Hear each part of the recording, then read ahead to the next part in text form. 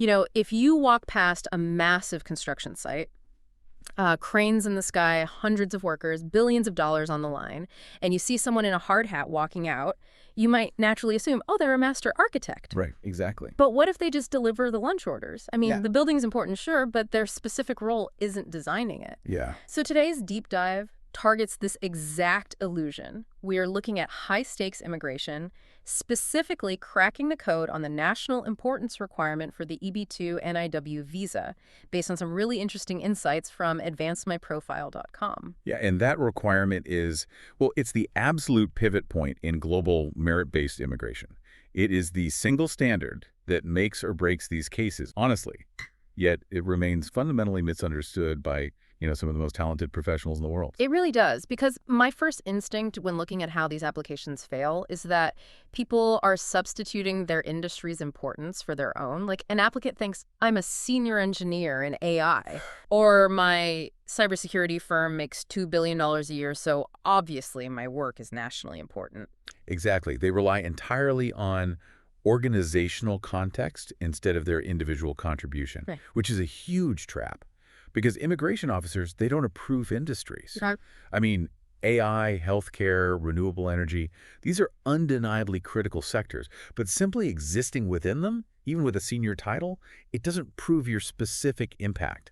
The officer is basically looking at that construction site you mentioned and asking, what did you build? Right. What did you actually build? So quoting a company's revenue or mentioning that your startup secured, $50 million in venture capital is essentially useless if you can't tie it back to your specific daily output. It really is. It only provides context. Ah. And that brings us to the actual legal benchmark officers use, which is the Donisar framework. Okay. It demands three things. First, your work must have substantial merit. Second, it must have national importance.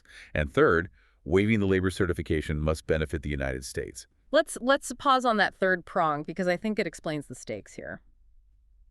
Labor certification exists specifically to protect U.S. workers, right?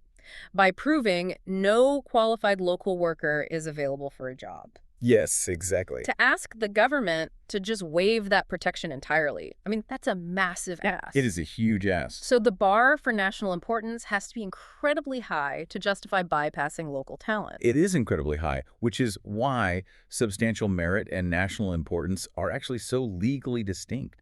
Substantial merit is just the intrinsic value of your field. Okay. But national importance, however, is strictly about scale and reach. Officers are searching for, well, ripple effects. Ripple effects. See, I struggle with how that applies practically. Like, here's a hypothetical.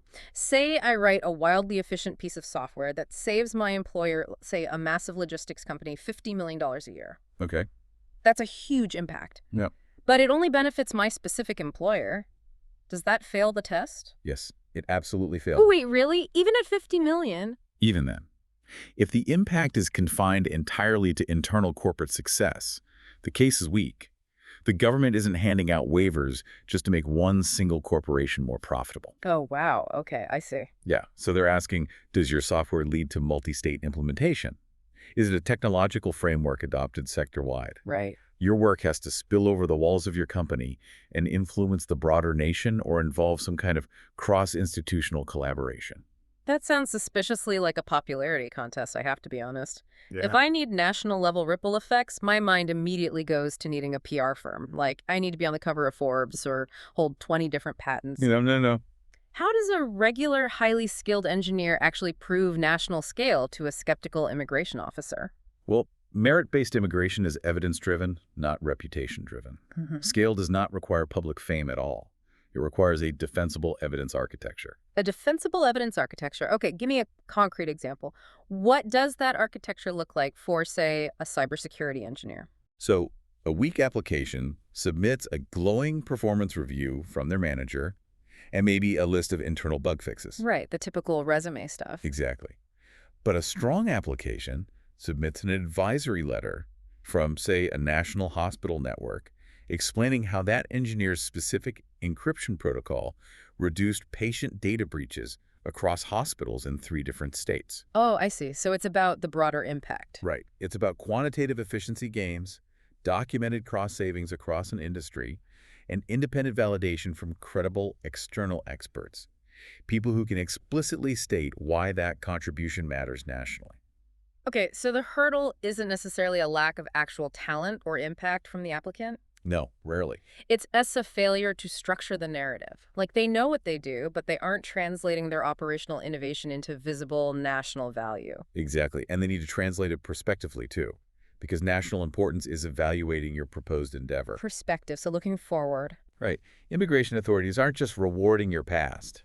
They want to see if your future work aligns with national priorities and if it will continue to scale. Got it. Your past achievements merely establish the credibility that you can actually execute that future plan. So it's a projection of future value built on a bedrock of independent, structured evidence. Precisely. National importance isn't just declared because you're at a prestigious tech firm. It is demonstrated by proving your work ripples out into the wider world. Yeah, it is the shift from just doing an important job to demonstrating a recognized national contribution. Which really raises a question that extends far beyond the visa process, honestly. How so? Well, we started by looking at that massive construction site, realizing a hard hat doesn't make you the master architect. If global talent systems are aggressively shifting to value these broader ripple effects over prestigious job titles, how might that change the way everyday professionals measure their own careers? Oh, that is interesting. Right, like regardless of our visa status, are we just tracking our titles and our company's revenue, or are we tracking our actual measurable impact on the world around us?